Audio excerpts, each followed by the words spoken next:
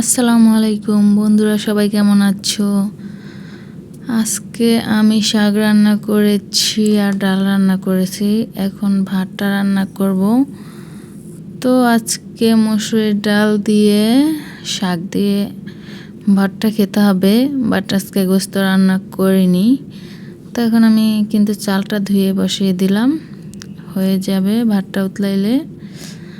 দেখো বন্ধুরা, আমি কিভাবে ভাতটা রান্না করে নিলাম। এখন কিন্তু ভাতটা রান্না করা শেষ। আমি দেখবো ভাতটা এখনও হয়েছে কিনা। তো ভাতটা কিন্তু একদম ফুটে গেছে। বাট আমি এখন ভাতটাকে ঠিকা দিয়ে দিব।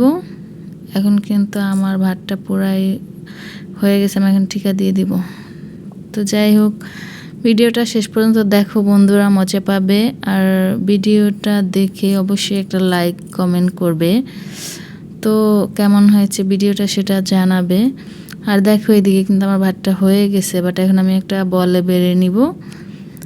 এখন আমি একটা সার্ভ করব। টেবিল নাই, বাট পাকঘরেই, মানে কিচেন রুমের ভিতরেই সার্ভ করব। তো দেখো আমি কত সুন্দর করে ভাতটা করে নিয়েছি। তো সবাইকে ধন্যবাদ, সবাই ভালো থাকবে।